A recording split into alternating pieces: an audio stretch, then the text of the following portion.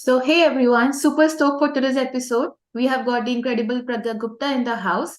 She is all about making big waves in social impact, from prepping for UPSC CSC to doing awesome work with Myra Ik Pahel.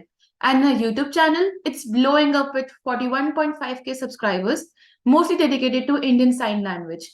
Her journalism stint at The Hindu and her contributions to the Kailash Satyarthi Children's Foundation reflect an unwavering commitment to causes such as education, health, women empowerment, and child rights. Let's delve into her journey and get inspired.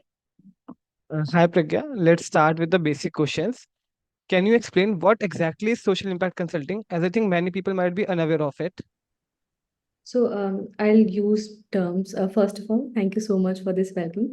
I'm really looking forward to this conversation, and thank you for that really flattering bio that you shared, Hargun. It really, I think, makes me look bigger or, more accomplished than I am at this moment. But I hope I'll get there too. Thank you. So yes, Midul, coming to your question, I think I'll explain social impact consulting in terms that people might be able to relate to more. Social impact consulting is basically a form of management consulting, but for the social impact space. Social impact space includes people like NGOs, CSR, foundations, and funds, and a lot more. It also includes the governments.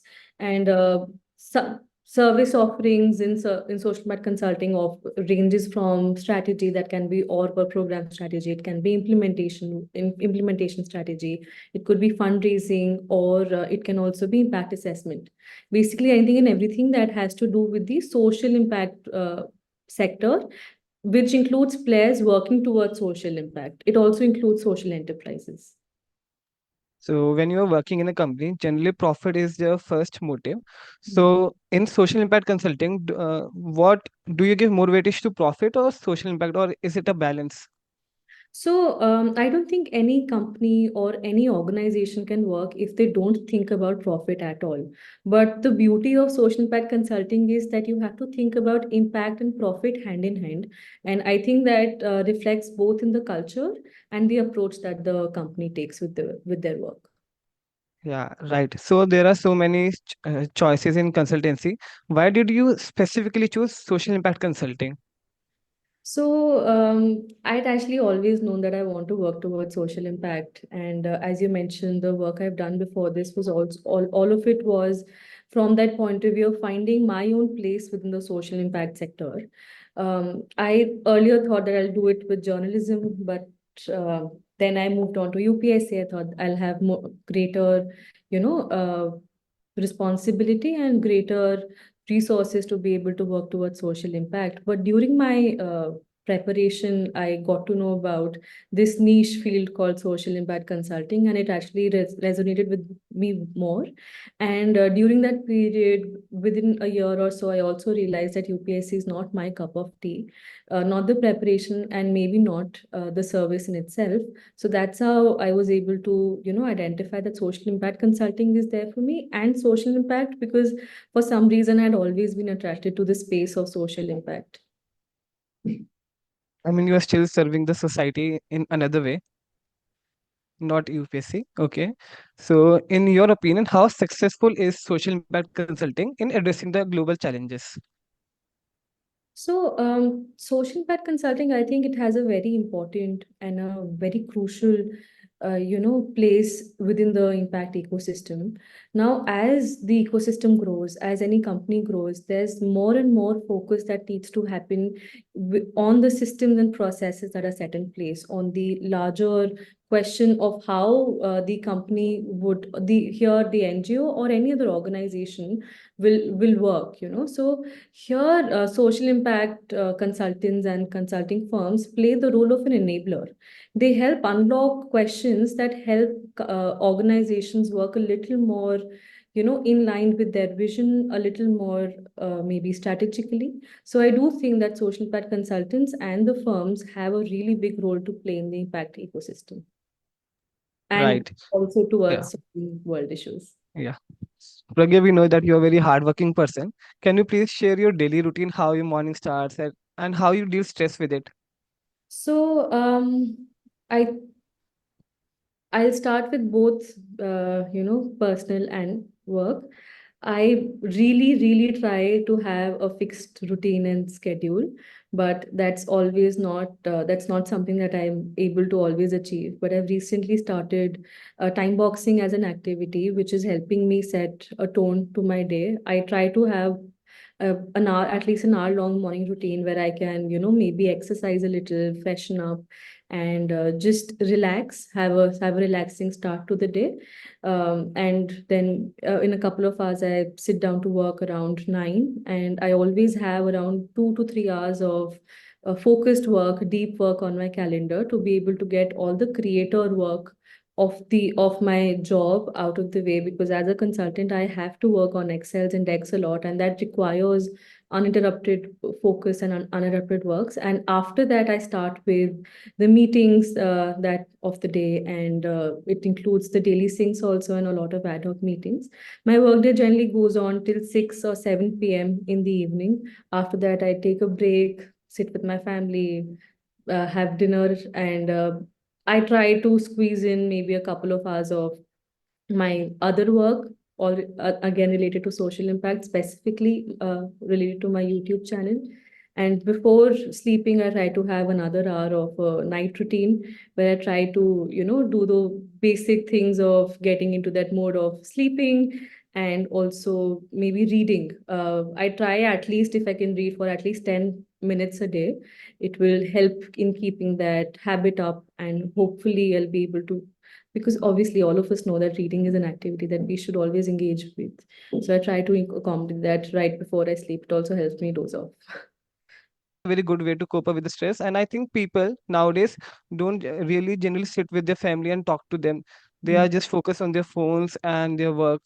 So yeah, it is very important to sit with family and yeah, and talk with them. So this is also a general work day. A lot of times I have to travel also. I travel for at least 4 days once a month, all project travels. So my schedule slightly shifts when it comes to travel.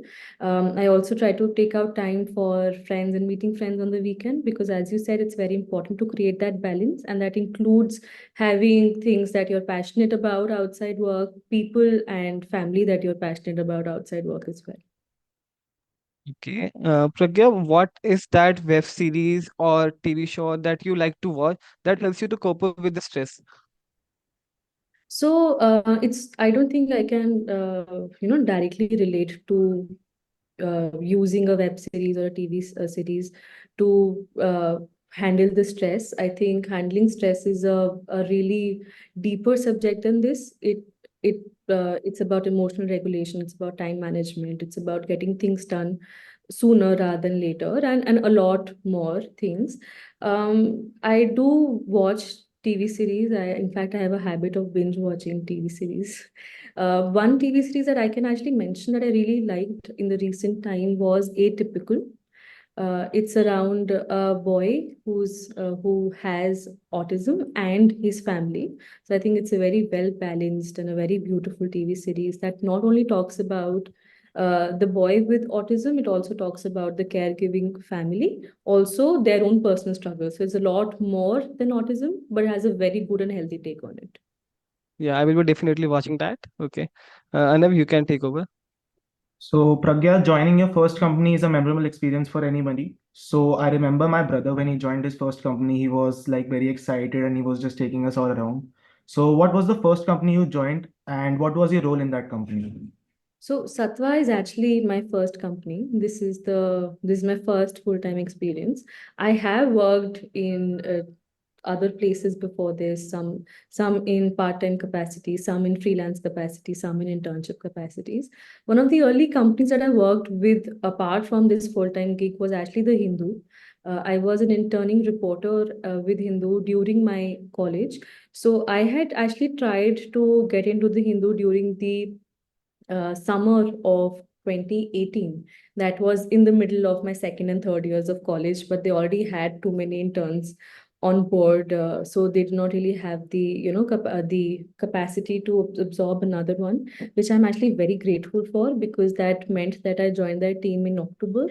And earlier I joined as intern for 4 weeks, but got it extended to 6 weeks. And I had to have a hard stop because my exams were coming in mid November. So sorry, digressing a little. But when I joined, I was the only intern on the team, and I got to work with people who are reporting on critical issues of the city. And I also got to report on multiple issues, and I also got 17 bylines through it. So you get bylines if you come up with a story and report it through and through. You don't get byline for other articles like but that you've written, specifically the ones based on press releases. I had beautiful support with from my seniors there.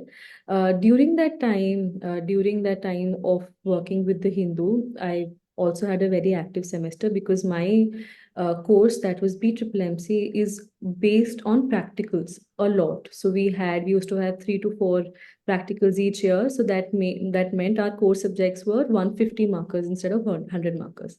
So I had those practicals going on where we had to create big projects as groups.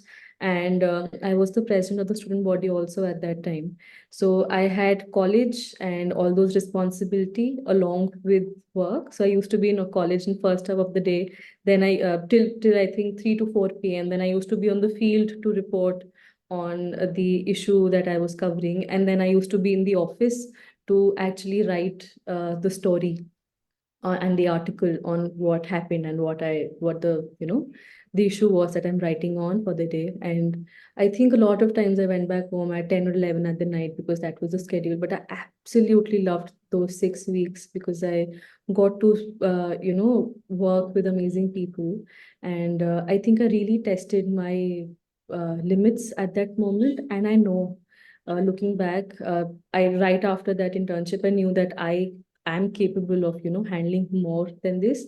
So in a lot of ways it helped me reflect. In a lot of ways it helped me grow, and it was just a beautiful experience for me all in all. Yeah, you mentioned about practicals in your colleges.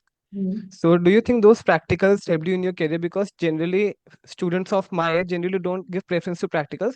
They what they do is generally they will start studying before their exams 1 or 2 days before, and they will just clear the exam.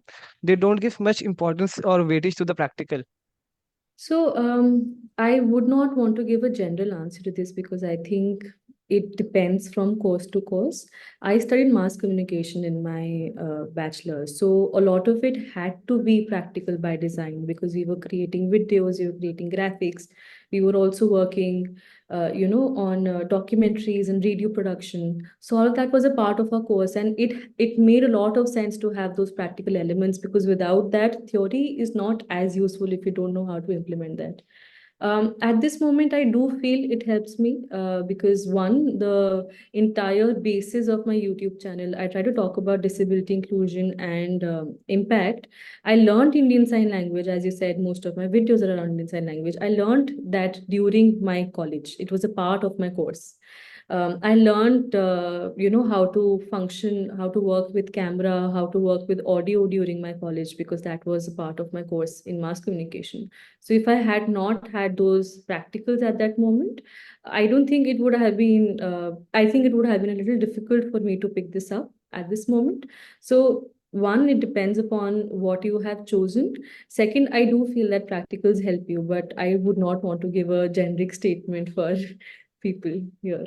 No, it's really good to see that you are utilizing what you have all studied in your college or in graduation, instead of just focusing on your career, which is, I think, different from mass communication. But you are also utilizing all the resources or things you have studied in your graduation. Yeah, and So, Pragya, as you said, you did your undergrad in mass communication. So, how did you decide that social impact consulting was your way moving from an undergrad in mass communication to social impact consulting, because they are two separate fields? So, how Yeah. was it on these things? Yeah, so they are actually very separate if you look at the theory or the concepts of it. But for me, the underlying, the motive was always the same. I entered mass communication because I wanted to become a journalist to be able to drive social impact. I realized that during my work at the Hindu, that this is something that really has that power, but I really wanted to be engaged with social impact in a bigger scale. So I moved to UPSC to try to fulfill that want or that need to be working towards social impact. During my preparation, I realized that okay, maybe this is not my cup of tea, and I also got acquainted with the space of social impact consulting, so I moved into it. So for me, the basis has always been social impact. So that's how it has been linked. And when it comes to consulting, honestly, there's no one course or there's no one area of study that really puts you, at an advantage from another. When it comes to consulting, things that are most important are problem solving, critical thinking, and also a lot of stakeholder management, along with written and verbal communication and the conventional tools of PowerPoint and Excel, apart from other data-driven tools, if you do have that, if you're able to build that niche. So yes, while conventionally, if you look at it from a purely educational point of view, there was not really a link. But if you look at the purpose of it, and I do think that I learned a lot from my graduation itself, when it comes to critical thinking and problem solving. So I do think that a lot of things carried forward. Thank you so much for that particular answer. So moving on, as a consultant working in Sattva Consulting, how many hours do you work in a day? So something that I learned early on as I joined Sattva, this is a conversation I had with my managers, asking them about work-life balance. And the most important and the first things that I was told was, one, work-life balance is very person dependent. It depends upon you if you want to establish that balance within your life. Second, once you do that, it's important for you to set that boundaries for yourself and everybody around. I think I've been very lucky that I'm working at Sattva because it's very flexible in that regard. And as long as you're able to get through your work and get through your work very, in the acceptable and the right quality, there's not much micromanaging anywhere. Here, I try to log in not before 9 and I log out not after 6. And I've also had conversations with the manager if I worked overtime, them coming to me and saying that, why were you working so late? Please try to manage your work within the day itself or ask for extensions on deadlines. So one, it is very person dependent. So if you're able to manage your time, it's very also that also means that you have to set those boundaries and push back wherever needed. Second, it's very managed dependent also. I think I've been very lucky here to be working with managers who really respect your own work-life balance as well. Can you tell our listeners about the working environment at Sattva? So Sattva is actually a very people-focused organization. And so I personally have really loved the culture here. A lot of the people, actually most of the people at Sattva are in their 20s. So it's a very young organization also. And the co-founders, the leadership are extremely approachable. If I want to message the CEO or the partners at this moment to discuss anything with them, I can do that. And they will be very open to hold that discussion. So I actually really like the environment here. And I think because of the comfort of the environment that Sattva provides, I've been able to do things which I might not have been able to take up in any other places. And it's also, I've also had conversations with my manager where they're very open to feedback. And it also works like a startup in a lot of ways. So if there's something that you want to do, you can always take that up. So it gives you that platform to be able to experiment and explore new things. That's amazing. Arnav, you can continue.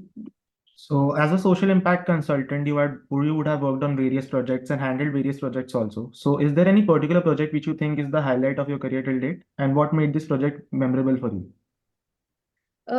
So I think different projects have come to me on different time of my career and growth as well. And since these are the formative years of my career, it's very important that I get to explore multiple things, and thankfully I've been able to do that.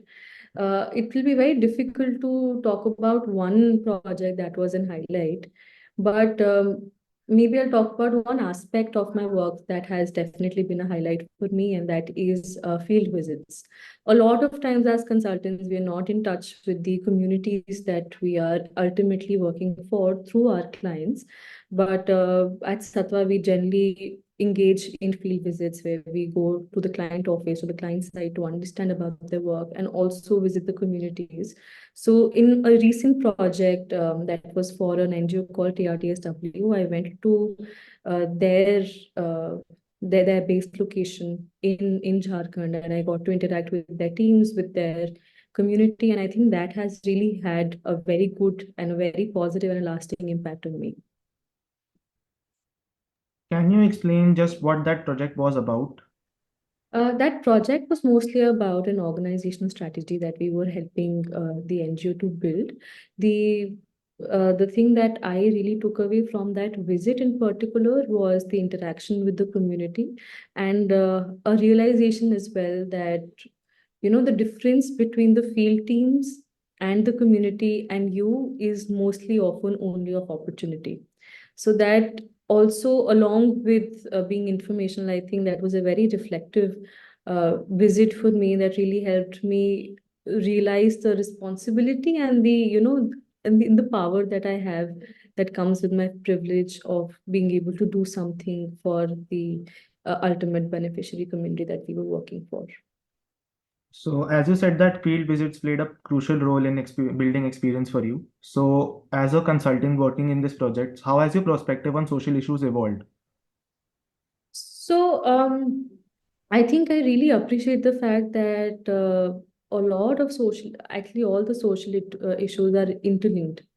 If you want to work towards one, working towards the another can also help. There are many indirect and direct effects of different issues across communities. One is that. Second, it also makes you realize that there's no one issue of supreme importance, because any and every issue is important, and that also gives space to people who want to work towards social impact, who want to work towards one particular problem, to be able to choose that and work towards it uh, as much as they can, and to the capacity that they have, because whatever problem you're choosing to work on is crucial in that particular setting itself. There's no one issue that comes before the other.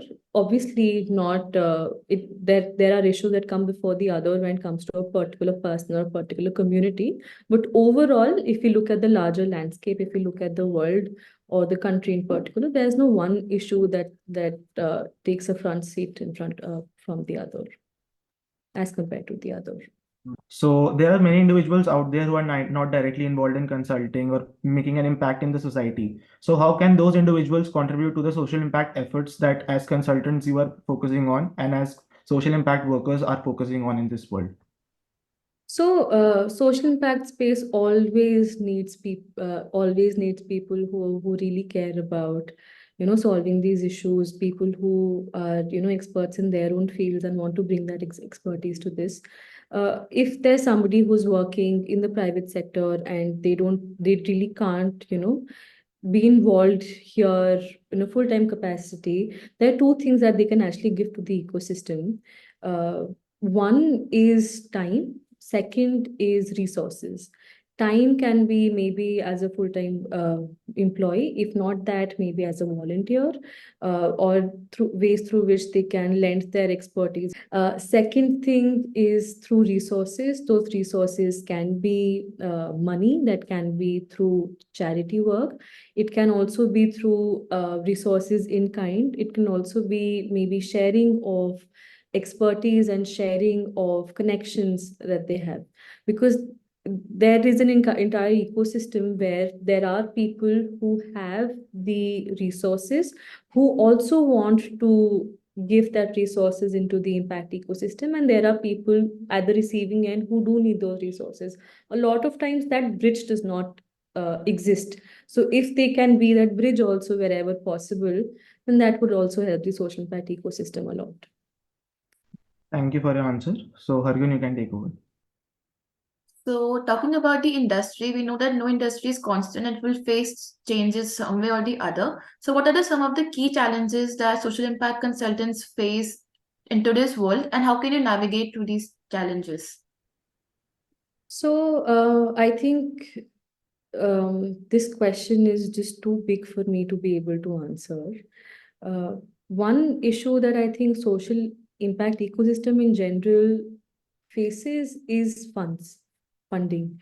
It is dependent upon charity and philanthropy a lot of the times, and specifically on donors and funding. I think things like policies like CSR have really helped strengthen the impact ecosystem because it has brought in that flow of funds more in a greater quantity or in a greater, in a greater quantity that was possible before and that was happening before.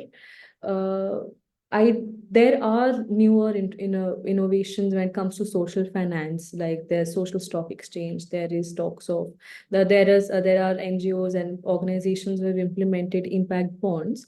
So those are things that I think in the longer run can help in solving for this.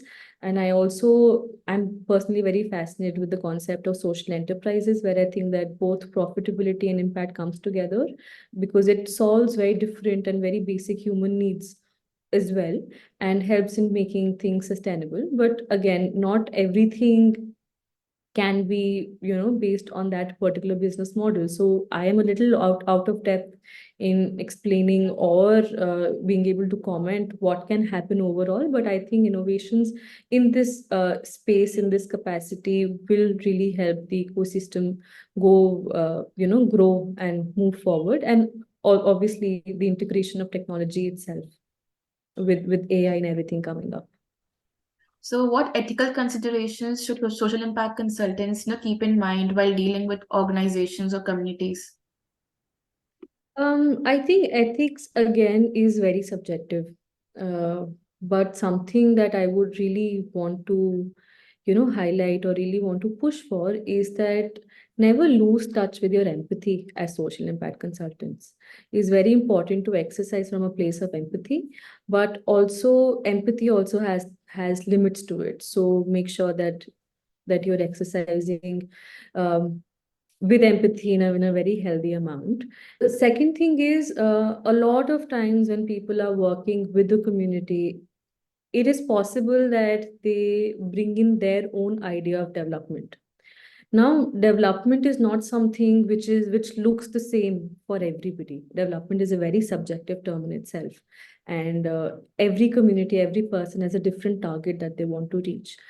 It's possible that a social impact consultant or any other organization working within the social impact space might bring in their own idea of development into the community that they're trying to support, they're trying to serve.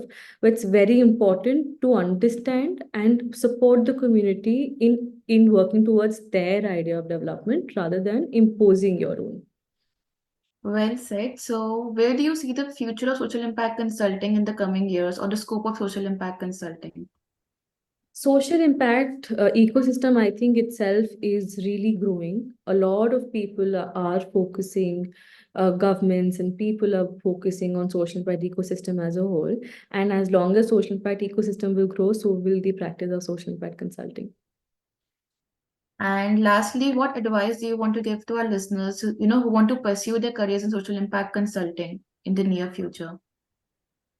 So, if there's anybody who wants to enter the space of consulting or social impact consulting, there are a few things that you should, maybe arm yourselves with that a consultant requires. There are things like problem solving, critical thinking, communication, both written and verbal, stakeholder management.